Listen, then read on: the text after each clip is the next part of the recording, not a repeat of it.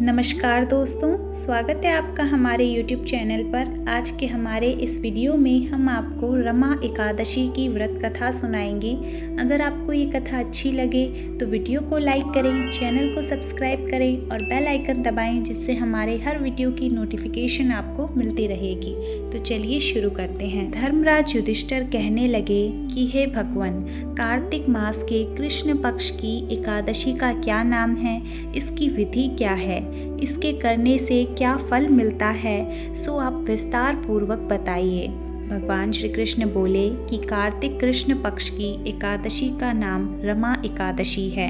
ये बड़े बड़े पापों का नाश करने वाली है। इसका महात्म्य मैं तुमसे कहता हूँ, ध्यान पूर्वक सुनो। हे राजन, प्राचीन काल में मुचुकुंद नाम का एक राजा था। उसकी इंद्र के साथ मित्रता थी और साथ ही यम, कुबेर, वरुण और विभीषण भी उसके मित्र थे। यह राजा बड़ा धर्मात्मा, विष्णु भक्त और न्याय के साथ राज्य करता था। उस राजा की एक कन्या थी जिसका नाम चंद्रभागा था। उस कन्या का विवाह चंद्रसेन के पुत्र शोभन के साथ हुआ था। एक समय वह शोभन ससुराल आया था। उन्हीं दिनों में जल्द ही पुण्यदायिनी एकादशी, जिसे हम रमा एकादशी के नाम से भी जानते हैं, वह दिन आने वाला था। जब व्रत का दिन समीप आ गया तो चंद्रभागा के मन में अत्यंत सोच उत्पन्न हुआ कि मेरे पति अत्यंत दुर्लभ हैं और मेरे पिता की आज्ञा अत्यंत कठोर है। दशमी को राजा ने ढोल बजवा कर सारे राज्य में ये घोषणा करवा दी कि एकादशी को भोजन नहीं करना चाहिए। ढोल की घोषणा सुनते ही शोभन को अत्यंत चिंता हुई और वह अपनी पत्नी से कहने लगा कि हे प्रिय, अब क्या करना चाहिए? मैं किसी प्रकार भी भूख सहन नहीं कर सकूंगा। ऐसा उपाय बतलाओ कि जिससे मेरे प्राण बच सकें, अन्यथा मेरे प्राण अवश्य चले जाएंगे। चंद्रभागा कहने लगी कि हे स्वामी, मेरे पिता के राज्य में एकादशी के दिन कोई भी भोजन नहीं करता। हाथी, घोड़ा, ऊंट, बिल्ली, गाय आदि भी तृण, अन्न या जल आदि ग्रहण नहीं कर सकते। फिर मनुष्य का तो कहना ही क्या। यदि आप भोजन करना चाहते हो तो किसी दूर स्थान पर चले जाइए, क्योंकि यदि आप यहीं रहना चाहते हैं तो आपको अवश्य व्रत करना पड़ेगा। ऐसा सुनकर शोभन कहने लगा कि हे प्रिय, मैं अवश्य व्रत करूंगा। जो भाग्य में होगा वह देखा जाएगा।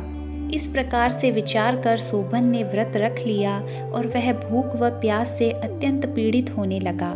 जब सूर्य नारायण अस्त हो गए और रात्रि को जागरण का समय आया, जो वैष्णवों को अत्यंत हर्ष देने वाला होता है, परंतु शोभन के लिए अत्यंत दुखदायी हुआ। प्रातः काल होते ही शोभन के प्राण निकल गए। तब राजा ने सुगंधित काष्ठ से उसका दाह संस्कार करवाया, परंतु चंद्रभागा ने अपने पिता की आज्ञा से अपने शरीर को दग्ध नहीं किया और शोभन की अंत्येष्टि क्रिया के बाद अपने पिता के घर में ही रहने लगी। रमा एकादशी के प्रभाव से शोभन को मंदराचल पर्वत पर धन धान्य से युक्त और शत्रुओं से रहित एक सुंदर देवपुर प्राप्त हुआ। वह अत्यंत सुंदर रत्न और वैद्युर मणि जड़ित स्वर्ण के खंभों पर निर्मित अनेक प्रकार की मणियों से सुशोभित भवन में बहुमूल्य वस्त्राभूषण तथा छत्र व चंवर से विभूषित गंधर्व और अप्सराओं से युक्त सिंहासन पर आरूढ़ ऐसा शोभायमान होता है मानो दूसरा इंद्र विराजमान हो। एक समय मुचुकुंद नगर में रहने वाले एक सोम शर्मा नामक ब्राह्मण तीर्थ यात्रा करते करते वहां जा पहुंचे और उन्होंने शोभन को पहचान लिया और कहा कि यह तो राजा के जमाई शोभन है, और उनके पास गया। शोभन भी उसे पहचान कर अपने आसन पर बैठाकर उन्हें प्रणाम करता है और कुशल प्रश्न पूछता है। ब्राह्मण ने कहा कि राजा मुचुकुंद और आपकी पत्नी कुशल है। नगर में भी सभी सब प्रकार से कुशल हैं, परंतु हे राजन, हमें आश्चर्य हो रहा है। आप अपना वृतांत कहिए कि ऐसा सुंदर नगर, जो न कभी किसी ने देखा न सुना, आपको कैसे प्राप्त हुआ? तब शोभन बोला कि कार्तिक मास की कृष्ण पक्ष की रमा एकादशी का व्रत करने से मुझे यह नगर प्राप्त हुआ, परंतु यह अस्थिर है। यह स्थिर हो जाए ऐसा उपाय कीजिए। ब्राह्मण कहने लगे कि हे राजन, यह स्थिर क्यों नहीं है और कैसे स्थिर हो सकता है, आप बताइए। फिर मैं अवश्य वह उपाय करूँगा, मेरी इस बात को आप मिथ्या न समझिए। शोभन ने कहा कि मैंने इस व्रत को श्रद्धा रहित होकर किया है, अतः यह सब कुछ अस्थिर है। यदि आप मुचुकुंद की कन्या चंद्रभागा को यह सब वृतांत कहें तो यह स्थिर हो सकता है। ऐसा सुनकर उस ब्राह्मण ने अपने नगर लौटकर चंद्रभागा से सब वृतांत कह दिया। ब्राह्मण के वचन सुनकर चंद्रभागा बड़ी प्रसन्नता से ब्राह्मण से कहने लगी कि हे ब्राह्मण, यह सब बातें आपने प्रत्यक्ष रूप से देखी हैं या स्वप्न की बात कर रही हैं। ब्राह्मण कहने लगे कि हे पुत्री, मैंने महावन में तुम्हारे पति को प्रत्यक्ष रूप से देखा है, साथ ही किसी से विजय न हो सके ऐसा देवताओं के नगर के समान उनका नगर भी देखा है। उन्होंने यह भी कहा कि यह स्थिर नहीं है, जिस प्रकार वह स्थिर रह सके सो उपाय करना चाहिए। चंद्रभागा कहने लगी कि हे विप्र, आप मुझे वहाँ ले चलिए, मुझे पतिदेव के दर्शन की तीव्र लालसा है। मैं अपने किए हुए पुण्य से उस नगर को स्थिर बना दूंगी। आप ऐसा कार्य कीजिए जिससे उनका और हमारा संयोग हो सके, क्योंकि वियोगी को मिला देना महापुण्य है। सोम शर्मा यह बात सुनकर चंद्रभागा को लेकर मंदराचल पर्वत के समीप वामदेव ऋषि के आश्रम पर ले गए। वामदेव जी ने सारी बात सुनकर वेद मंत्रों का उच्चारण से चंद्रभागा का अभिषेक कर दिया। तब ऋषि के मंत्र के प्रभाव से एकादशी के व्रत से चंद्रभागा का शरीर दिव्य हो गया और वह दिव्य गति को प्राप्त हो गई।